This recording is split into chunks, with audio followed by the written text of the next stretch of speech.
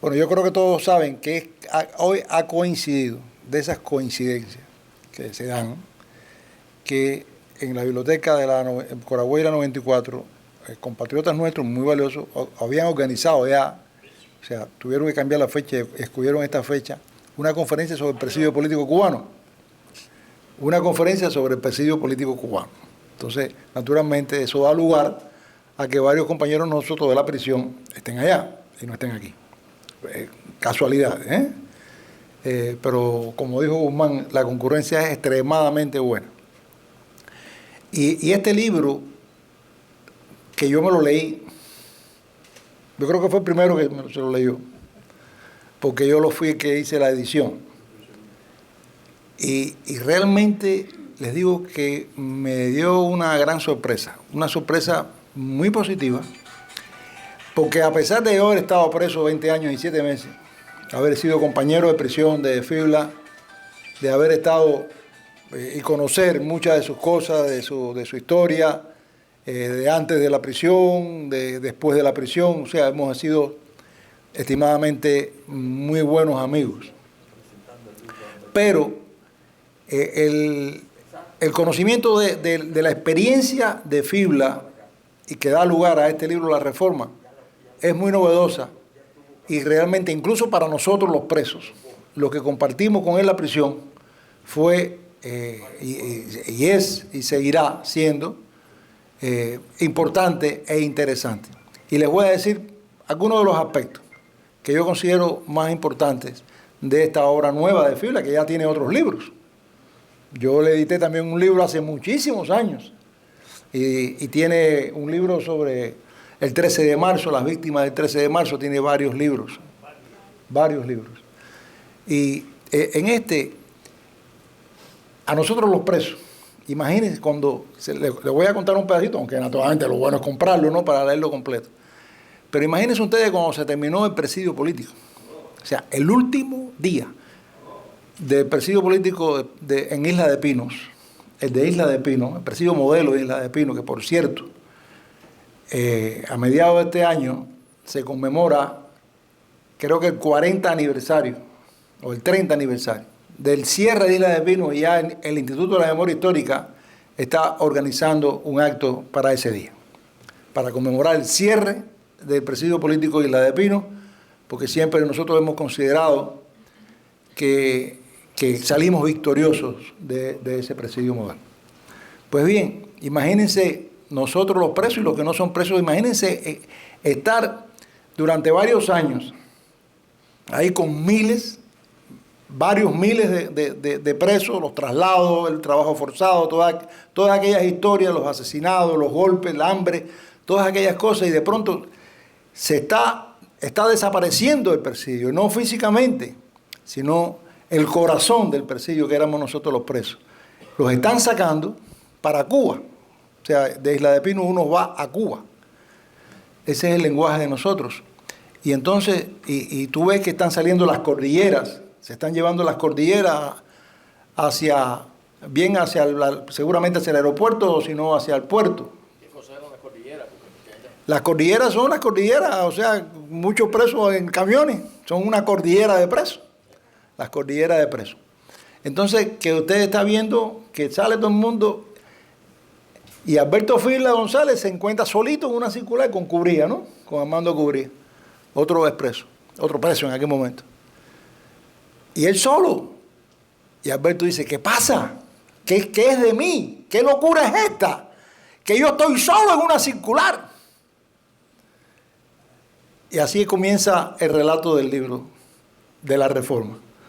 Porque sucedió que Alberto Fibla, como es médico, lo llevan a un campamento de trabajo en Isla de Pinos, se llama La Reforma, habían varios campamentos de trabajo, uno de ellos era La Reforma, al cual no estuvimos, ninguno de nosotros creo que estuvo, el único que estuvo Fibla allá, y lo llevan como médico, pero ya habían salido todos los presos políticos del presidio de Isla de Pinos.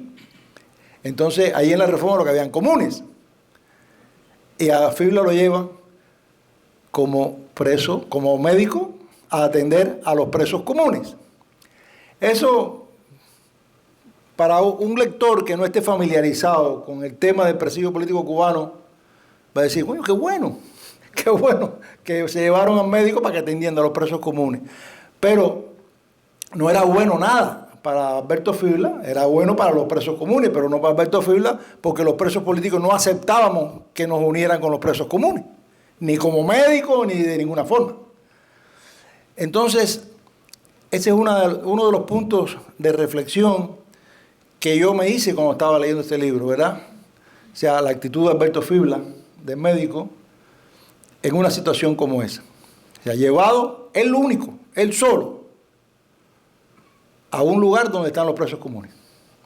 Entonces, es la lucha. Por un lado, él es médico, tiene prácticamente la obligación de su profesión de servir a seres humanos, que son seres humanos que están presos y que son presos comunes. Pero por otro lado, está el preso político plantado que no acepta que está con los comunes.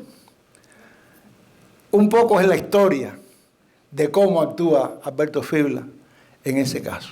Cómo actuó. Y este es un gran punto de reflexión que a mí me han hecho muchas veces esta pregunta. En las entrevistas que uno tiene, en las conferencias que uno da, una pregunta que hacen es, y es un punto de observación sobre el presidio político cubano, yo creo que sobre toda acción comunitaria, colectiva, y ese si el valor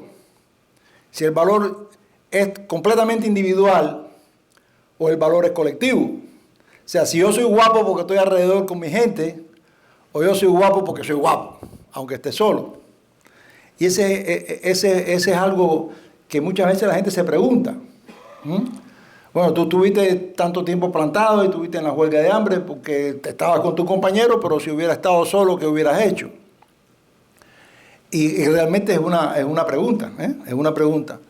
Naturalmente nosotros conocemos de muchos casos, de muchos hermanos nuestros, que han estado solos, sin compañeros, y que se han mantenido en la posición como si estuvieran con el grupo. O sea que es un poco, indiscutiblemente, en mi opinión, indiscutiblemente, el grupo te acompaña para coger valor. Indiscutiblemente que es así. Pero también existe el valor individual. O sea, uno lleva consigo el valor y lo comparte, le da un poco al otro y el otro te da a ti. Y es así realmente. Lo que hemos vivido todos estos procesos, sabemos que es así. Yo realmente he tenido muy pocas oportunidades de estar solo para demostrar mi propio valor individual. Generalmente no he tenido pocas oportunidades. Hay compañeros aquí que están presentes que han tenido esa oportunidad. Yo la he tenido muy pocas veces. Yo creo que una vez que me llevaron a G2 de Santiago de Cuba, ya cuando tenía 19 años preso, y en aquel momento uno se pone a pensar, ¿no? Yo decía, bueno, yo puedo decir que yo me pongo la ropa y nadie me va a ver. Nadie me ve si yo me visto. Nadie me ve si yo me doy la lengua con los cabos. Pues eso es una frase nuestra. O sea, es intercambiar con las autoridades, con los oficiales. O sea, nadie me va a ver. O sea, pero uno no lo hace. No lo hace. No me he visto. Y una anécdota, no estoy hablando de Fibla, en este caso de mí, pero es la experiencia. Y yo recuerdo que hacían el censo. Cuando nos hacían colectivamente, iban a la prisión a censarnos y decían, no, el censo se lo mete por donde ustedes quieren, porque nosotros no nos vamos a censar. No vamos a permitir que ustedes nos cuenten, que vengan a entrevistarnos. Y entonces sencillamente iban al libro donde estaban los nombres de los presos y nos censaban por el libro, pero nadie personalmente. Pero yo estando en el G2 de Santiago de Cuba, el oficial me dice, por favor, te tenemos que censar aquí, tienes que ver a un censor, ¿no? Aquí viene le digo, no, yo no tengo que censar nada, yo estoy en calzoncillo ahí.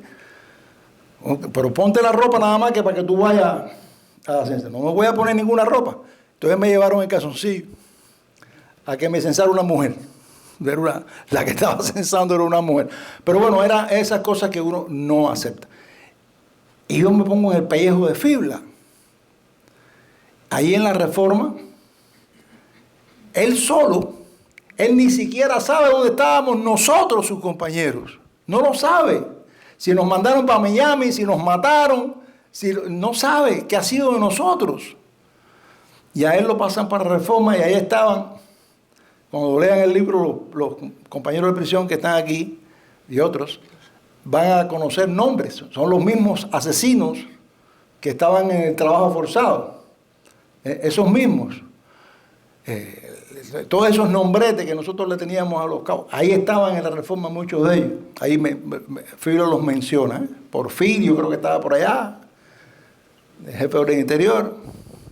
Varios de esos asesinos estaban forzando a Fibla para que fuera simplemente médico, dejara de ser un preso político plantado y se convirtiera únicamente en un médico.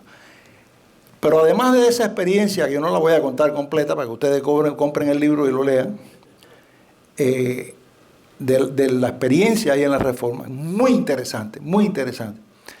Además, el médico cuenta de varios testimonios de su experiencia como médico con nosotros.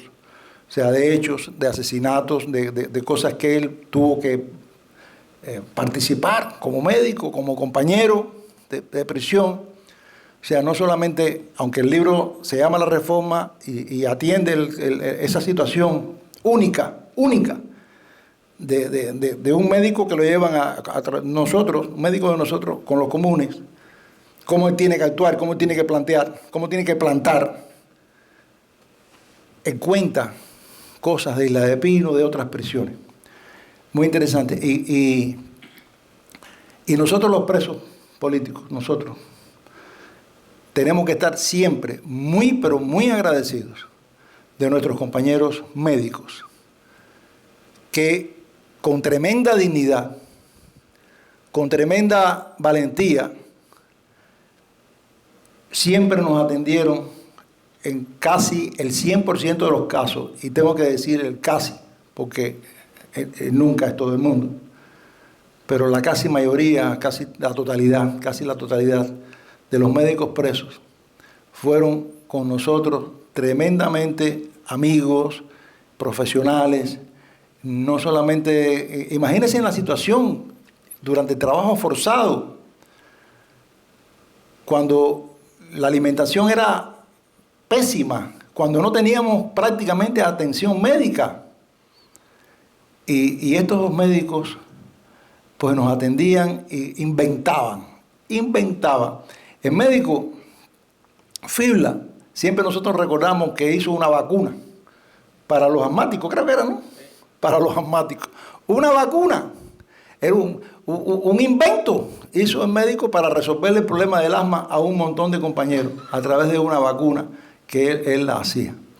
Así que estamos muy, pero muy, muy agradecidos de Alberto, de los demás médicos que nos ayudaron. Por cierto, aquí estaba el comandante Fleite, médico, compañero de estudio también, un combatiente de toda la vida por la libertad de nuestro país.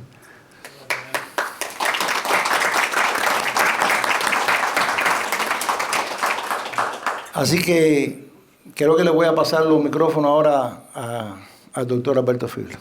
Muchas gracias. Déjame un momentico.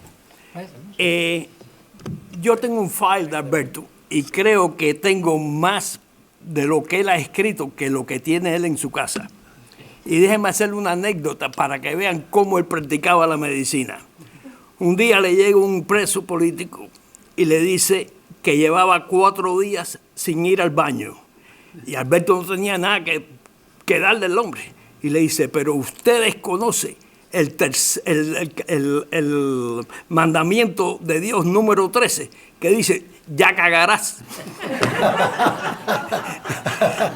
y al día siguiente, el hombre, siguiendo su consejo, fue al baño. Esto para que se hagan una idea cómo se ejercía la medicina.